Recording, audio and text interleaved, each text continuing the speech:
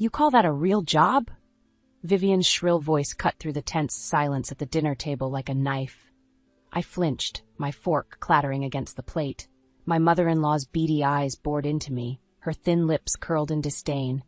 Wasting your days playing around with colors and shapes on a computer. How avant-garde. Across the table, Eli kept his head down, avoiding my pleading gaze. I opened my mouth to respond, but Vivian barreled on, her voice dripping with contempt. I don't know why I even let you stay under my roof. At least Eli made an honest living with his finance job before. She trailed off, though the implication hung heavy in the air. Ever since Eli's unexpected layoff and our move into her home, Vivian had wasted no opportunity to demean my career as a freelance graphic designer. Mom, that's enough, Eli muttered, but lacked the conviction to meet her glare. Hot shame burned my cheeks as unwanted memories resurfaced.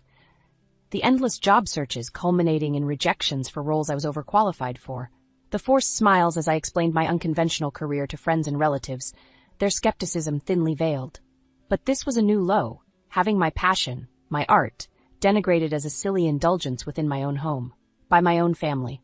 I swallowed hard, my appetite extinguished. I may not bring in the income your precious Eli once did, but my work is still valid. I take pride in it. Vivian barked a humorless laugh. Pride? In scribbling doodles like a child? Her scornful gaze raked over me, cold with dismissal.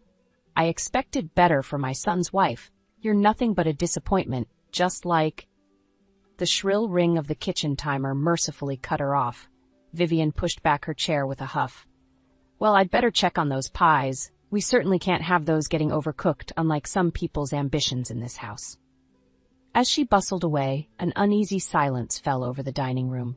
I caught Eli's eye, desperate for solidarity, for defense against his mother's relentless belittling. But he just gave a small shrug and dropped his gaze, polishing off his plate. The message was clear. He wouldn't risk crossing Vivian, not while we relied on her hospitality. Clenching my fists until my nails dug crescents into my palms, I fought the hot sting of tears. Our situation was temporary, a difficult but necessary path to get back on our feet after Eli's job loss.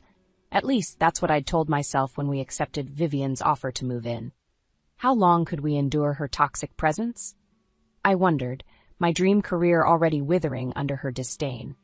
As Vivian's barbed laughter echoed from the kitchen, a leaden knot formed in my chest. This was no home, it was a battlefield, and I was shaping up to be the first casualty. The following week, a new domestic routine took hold that made Vivian's true intentions abundantly clear. You'd better get started on those dishes, dear, she said in a sugary sweet tone after clearing the breakfast plates. And don't forget to wipe down the counters. We don't want any unsightly stains. I frowned at the rapidly growing pile in the sink, but dutifully began scrubbing away the remnants of Eli and Vivian's hearty country breakfast. Eggs, bacon, the works. My own meal had been a simple bowl of oatmeal, per Vivian's instructions. Can't have you packing on any unnecessary pounds, she had tittered, patting my arm in mock concern. Wouldn't want my Eli to regret his choice in wives now, would we? By the time I drained the sink, Vivian had already vanished to run her other endless errands and chores, leaving me alone to clean the kitchen to her exacting standards. The same went for the bathrooms, the laundry, dusting every nook and cranny until the house gleamed. You should be grateful I'm keeping you busy, she said when I dared to protest the relentless workload one evening, with your unconventional career situation. Her meaning was clear. By her reckoning, I was little more than a freeloader without my real job to occupy me. The chores were her way of justifying my presence under her roof. Eli did his part, at least, diligently searching and applying for any finance opening that matched his experience. But his disillusionment after being cast aside by his former employer was palpable.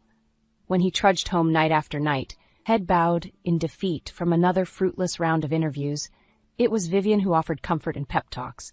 Her cloying reassurances that he had simply gotten unlucky slowly dissolved his self-confidence while driving a wedge between us. Poor Eli, she cooed, while I scrubbed furiously at a stubborn scorch mark on the stove.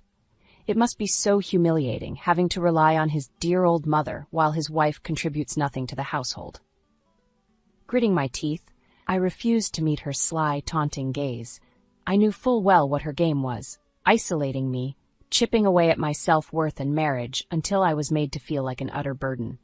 She had taken full advantage of our circumstances, wielding her temporary generosity like a vice to crack me from her son's life. Once shattered, he would have no choice but to turn fully to her for support and approval. The realization struck like a dousing of ice water. My own mother-in-law, scheming against me with ruthless determination. How many of Eli's past relationships had crumbled under her manipulations? No more, I vowed silently, wringing the tattered dish rag between white-knuckled fists. Vivian wanted a war of attrition? She was going to get one. When Eli trudged in that evening, I met him at the door with a grim smile. "We need to talk, in private." His brow furrowed at my tone, but I was done playing Vivian's gamekeeper's prisoner. If she wanted to fight for her son's soul, I would match her fury with a cunning all my own. No more Mrs. Nice daughter-in-law. Over the next few weeks, Vivian's campaign of emotional sabotage kicked into high gear. Not a day went by without some snide remark or underhanded slight designed to reinforce my worthlessness. "Don't you ever get tired of staring at that computer screen all day, dear?" she sneered while I typed away at a logo commission one afternoon. So cosmically unfulfilling. I grit my teeth, refusing to rise to her bait. The client's deposit money was a lifeline in our strained financial situation, one Vivian constantly held over my head. "I'm just worried for your mental health, cooped up in here with no real purpose," she continued with a derisive cluck. "What kind of life is that for a bright young woman?" Thankfully, Eli was out pounding the pavement at another round of fruitless interviews. I wasn't eager to suffer Vivian's harangues with an audience. However, when a promising graphic design opportunity did arise requiring me to attend meetings, she was lying in wait. "You're not seriously considering leaving the house looking like that?" Vivian's shrill voice lashed out as I hurried down the hall, my nicest blouse and slacks neatly pressed. I pulled up short, fingers tightening around the portfolio case. "Meaning what exactly?" "Well, just look at you." She raked a critical gaze over my appearance, wrinkled, frumpy, with coin-sized bags under your eyes from hyperventilating over those silly doodles all night. Scalding humiliation burned my cheeks as her words struck home. Between the endless chores and desperate need to prove myself with design gigs, I admittedly hadn't paid much attention to my appearance beyond basic grooming.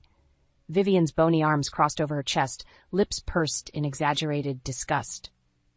"Is that really the image you want to present to potential employers, dear? They'll smell your slobbery desperation from a mile away. Do us all a favor and spare yourself the embarrassment." The words sliced like a barbed whip, stealing my breath. I clutched the portfolio tighter, blinking back enraged tears as she savored her dominance. I knew playing into her manipulation was exactly what she wanted. But excavating the tattered remnants of my self-confidence proved futile against her relentless torrent of derision. In the end, I canceled the meeting and all future design inquiries, feigning some invented excuse about needing prioritize the family. Vivian's shark-like smile that evening said it all. Another tendril of my identity brutally pruned in her crusade of subjugation. I was gradually being hollowed out from the inside, hollowed out from the vibrant, passionate woman Eli had fallen for. He remained oblivious, of course, lost in his own dejected fog of unemployment. The few times I tentatively aired my growing resentment of his mother, he just averted his gaze, murmuring some vague reassurance that she ultimately meant well. On the rare nights we connected intimately, I could sense his arousal waning along with his respect for me. Who was I becoming under Vivian's influence? Just another outmatched foe, cowed and depleted by her twisted convictions until only a shell remained? No, some faint flicker of defiance raged from deep within. I wouldn't go down without a fight. Vivian wanted a monster of her own making. She was about to get one. Jaw set, I holed away on the computer, scouring for any digital fingerprints that could expose Vivian's machinations to Eli and the rest of the family. The first counterattack was coming. If she thought she could grind my spirit into submission, she had drastically underestimated my resolve. It was time to go nuclear on the battlefield she created. No more games. No more hollow smiles, masking seething hatred. All-out martial war was about to commence under her very roof. For weeks, I scoured every corner of the house and internet for clues about Vivian's motivations, burning the midnight oil on the computer long after she'd gone to bed. I cross-referenced public records, newspaper archives, social media profiles, anything that could expose her twisted agenda. Finally, the pieces began to fall into place. Pages of printed evidence stared back at me, damning in its comprehensiveness. "Everything okay, dear?" Vivian's sugary voice sliced through my concentration. I quickly minimized the browser window as she poked her head into the cramped home office. "You've seemed so preoccupied lately." "Just working," I mumbled, avoiding her prying gaze. "Keeping myself busy with some design projects." "How industrious." Her bony fingers stroked my shoulder, feigning motherly concern. "But you know, obsessing over those little drawings won't undo the past." I tensed at her words, wondering if she was baiting me. "Like Eli's failed relationships before you." There it was, the barb I'd been anticipating, laced with carefully calculated venom. I slowly pivoted to face her. "What are you suggesting?" Vivian's cold eyes glinted with cruel amusement. "Come now, you're not that dull. Even you must have noticed the pattern emerging." She squeaked loudly, shaking her head in feigned disappointment. "A spate of bright young women in Eli's life, full of promise and prospects. Until gradually, they start drifting away, becoming unmotivated, unambitious, resentful even." My blood turned to ice as she laid out the sickening implications. "Those poor girls simply didn't have the mental fortitude to be part of our family, to take on the duties required of an Elliot matriarch. They broke under the strain, or was it something else that broke them?" Reflexively, I curled my hands into fists to mask their trembling. "If you're insinuating what I think you are, I'm simply connecting the dots, dear." Vivian clucked her tongue again, as if chastising a petulant child. "Face facts, you're following the same inescapable trajectory as the others. Your professional situation is merely a precipitating factor, not the root cause." Her skeletal finger wagged in my face as she savored dragging out the reveal. "I did what I had to in order to preserve my son's future prospects, to protect him from diminishing attachments that would only wither his potential." The words spilled out in a sickening rush, past relationships poisoned through steady emotional attrition, financial entrapment, isolation, relentless needling until the woman's self-worth splintered, all orchestrated by Vivian in a coldly premeditated campaign of subjugation. You monster!" I choked out, struggling not to retch. "How could you do that to Eli, to your own son?" "I did it for Eli," she snapped, that familiar flash of contempt hardening her features. "To spare him the heartbreak of making the wrong choice and resigning himself to mediocrity. A mother's love can be cruel at times, but at least I had his best interests at heart." Her serpentine tongue flicked out to moisten her pursed lips. "This time will be no different, I'm afraid. For his own good, you simply have to go." With a final vindicated smirk, Vivian slithered from the room, leaving me to absorb the full, monstrous truth alone. Gripping the computer desk to steady my shaking limbs, I could no longer deny the depravity unfolding in slow motion around me. My mother-in-law wasn't just a manipulative harpy. She was a calculated, silver-tongued sociopath, systematically undermining my identity to its very core. All in the name of keeping her claws firmly latched into Eli's soul, molding his destiny to fit her twisted, narrow convictions. Anyone who threatened that control was simply another target to be crushed and discarded. White-hot rage seared through my shock, tempering into grim determination. If Vivian thought she could cow me into submission like her past victims, she had sorely underestimated this particular adversary. With a trembling hand, I reopened the research files, pages of tawdry deceptions meticulously logged, her own smug digital fingerprints preserved in sickening detail. I wouldn't just confront this sadistic harridan. I would dismantle her respectable facade, blow by agonizing blow until nothing remained but the gnarled, bitter husk she truly was. The game was on. This time, Vivian was going to learn just what kind of monster she'd created. After Vivian's chilling confession, I knew I had to act fast before her toxic influence metastasized any further. Gathering up the incriminating evidence I'd compiled, I made a silent vow. One way or another, this torment would soon be over. The first step was recruiting an ally on the inside. While Eli remained disturbingly blind to his mother's machinations, his father Nathan had increasingly picked up on the strain she was inflicting. One evening, after another tension-filled family dinner, I caught him alone in the den while Vivian was preoccupied with dishes. "We need to talk," I murmured under my breath, gesturing for him to follow me into the hallway. Nathan's brow furrowed with concern, but he complied without a word. "I can't take much more of this," I confessed in a hoarse whisper once we were out of earshot. Vivian's muffled humming from the kitchen made the hair prickle on my neck. "You know what she's been doing to me, don't you?" Nathan's haggard expression made it clear the truth wasn't lost on him. With a reluctant sigh, he gave a solemn nod. "You're not the first to suffer her special attention. It's a miracle Eli and I have stayed sane all these years." My hands trembled as I clutched the file, forcing the words out in a ragged rush. "It's even worse than we thought. She confessed to sabotaging Eli's previous relationships on purpose.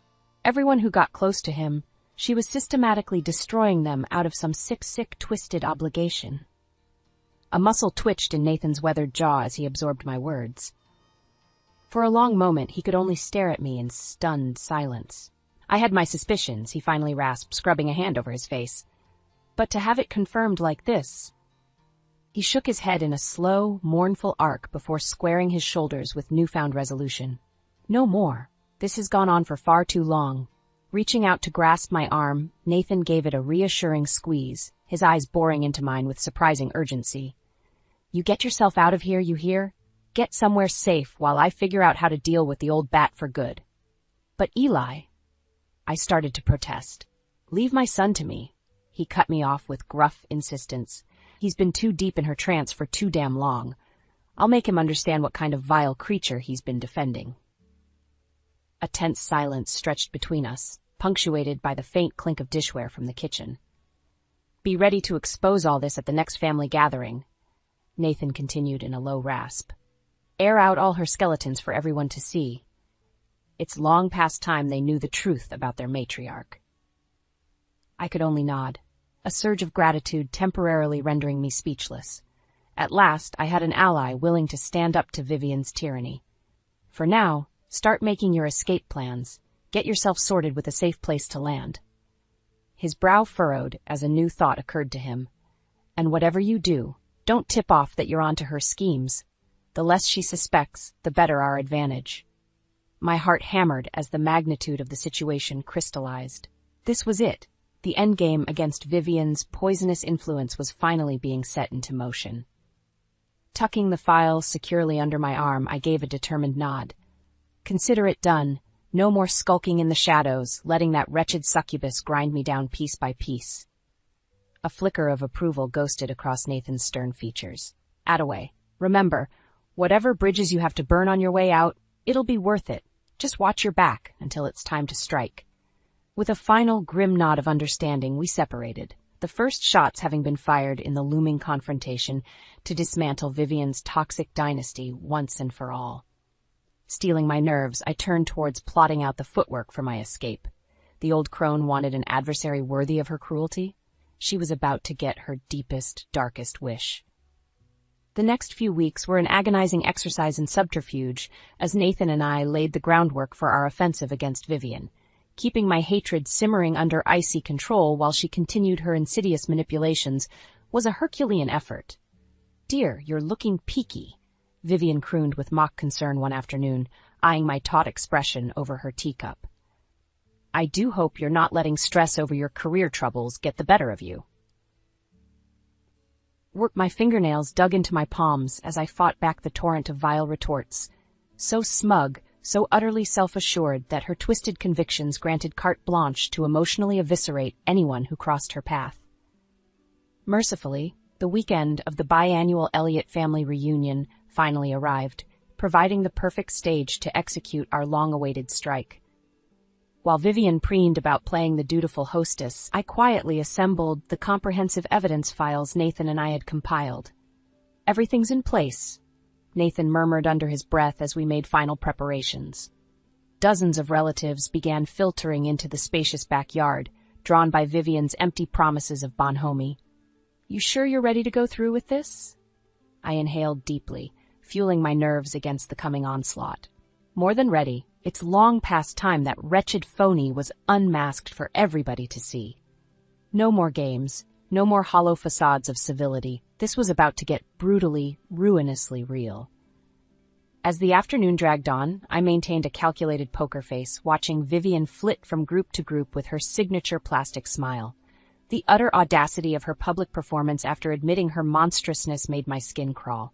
"If I could have everyone's attention," she finally called out in a saccharine lilt, waving a simpering hand for silence. "I just wanted to take a moment to welcome you all the Elliott family homestead and—" The droning of her false platitudes tuned out as I caught Nathan's terse nod beside me. Showtime. Striding forward with the file cradled against my chest, I shoved my way into the center of the patio, fixing Vivian with a look of undisguised revulsion. A startled hush washed over the gathering as all eyes turned toward us. "That's enough of your grotesque pantomime, you wretched soulless harpy," I spat, every pent-up syllable simmering with palpable venom. "We're all quite familiar with what a despicable, manipulative monster you truly are." Vivian's staged smile curdled into a look of apoplectic rage. "How dare you?" "No, how dare you?" I shot back, unshakably coldly. "How dare you present this facade of genteel hospitality after all the lives you've mercilessly worked to unravel over the years?" With a deft hand, I cracked open the file and began coldly reciting the highlights from Vivian's documented trail of cruelty. The financial constraints, the cruel taunts, the systematic dismantling of her victim's sense of self-worth. A chorus of horrified gasps and muttering echoed around the patio as one ugly truth after another poured out. "You did this to me," I declared, glaring at her with undisguised loathing. "You did this to all those girls unlucky enough to catch your precious Eli's heart before me. Anything at all, to keep your son under your dominion like some sort of deranged, emotional succubus." The word hung heavy over the patio, weighted with grotesque implication. Vivian, to her credit, had descended into sputtering, incoherent rage. "Monstrous lies," she finally shrieked, stabbing a clawed finger in my direction. "Everything I've done has been to preserve the integrity of this family, to keep us from being polluted by grasping, unworthy leeches like this spiteful harridan." I leveled an icy glare, feeding off the horrified energy rippling through the gathered Elliots. "You can drop the martyr act now, Vivian. We have testament after testament thoroughly documenting your toxic, sociopathic crusade to undermine anyone foolish enough to love your son." I let the damning file drop at her feet in revulsion. "You're an emotional terrorist, plain and simple, and you've been exposed to everyone here for the festering, irredeemable cancer you are." Vivian visibly wilted under the weight of silent condemnation from the surrounding family. One by one, the circle tightened around her, driving the twisted matriarch into a corner like the rabid animal she was. "Get out!" A gruff, furious voice cut through the tension. Nathan, finally free from her web, stalked forward with unvarnished loathing twisting his features. "Get out of my house, you miserable succubus. Your reign of terror is over." In that moment, the indomitable Vivian Elliott shriveled into a pitiable, broken creature. The rank stench of her malignance finally laid bare for all to behold. Satisfaction sang through my veins as I turned to watch her slinking, shunned and disgraced out into the lonely night. My own personal demon had finally been exorcised, and the future, while still shrouded in lingering hurt, finally shone with a glimmer of hope for redemption at last. The days following Vivian's brutal exposure at the family reunion were a maelstrom of turmoil. The Elliott clan, so accustomed to putting on airs of unity and decorum, had been irrevocably fractured by the truth about their matriarch's depravity. Entire branches of the family tree followed Vivian into exile, stubbornly clinging to her perfidious lies out of misplaced loyalty or sheer inability to accept her monstrous actions. Sister turned against brother, cousin against cousin, as age-old allegiances combusted into acrimonious infighting. Through it all, a hollow-eyed Eli could only watch in numb disbelief as the bedrock of his existence crumbled to ruin. For so long, he had been under his mother's diabolic spell, his sense of identity and priorities hopelessly warped to serve her pathological needs. I never truly saw her for what she was," he murmured one evening in a voice leached of all emotion. "How could I have been so blind?" We sat together on the back patio steps, the chilly night air lending a funereal pall. I reached over, clasping his hand in silent solidarity. "Your devotion as a son isn't something to censure yourself over," I said softly.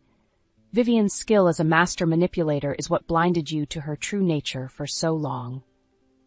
Eli dragged in a ragged breath, squeezing his eyes shut as memories undoubtedly flooded back. The endless criticisms, the insidious needling against every relationship, that relentless push to surrender his individuality. "She really did think she was protecting me, didn't she?" he said at last, anguish clouding his features. "In that sick, twisted way of hers, she deluded herself into believing I needed her. Tough love to grow into the man she envisioned." My throat tightened at the naked vulnerability in his voice. For years, Vivian had stripped away his sense of self-worth and autonomy, leaving behind an emotional husk devoid of anything but codependent obedience to her narcissistic whims. "I'm so sorry, Eli," I whispered, feeling the sting of tears, "for not seeing it sooner, for ever letting her get her claws into us like that." His answering look was harrowed but clear. "Don't apologize, not for a second. She's the one who has to live with being a goddamn monster." A terse nod punctuated his words. For the first time I could remember, Eli carried the spark of unflinching resolution in his gaze. The spell was broken, Vivian's influence reduced to so much wasteful toxin being finally purged. Perhaps sensing this pivotal shift, Nathan quietly emerged onto the patio, a haggard older man suddenly freed of decades of emotional shackles. He moved to stand beside us in solemn solidarity. "So it's done then," he murmured in a gravelly tone. "The Dowager demon has been cast into the pit at long last." Eli gave a hollow nod, squeezing my hand tighter as Nathan settled onto the step beside us with bone-weary resignation. "It will take some recalibrating," he continued somberly. "For all of us, but most of all you, son. She didn't just undermine your partners, she systematically stripped you of any sense of self beyond her ambitions. Rebuilding that identity, overcoming those conditioned insecurities, it'll be a daily battle for a while yet." Silence hung heavy between them as the weight of Vivian's psychic toll sank in. So much damage inflicted, so much work ahead to heal the grievous, indelible scars.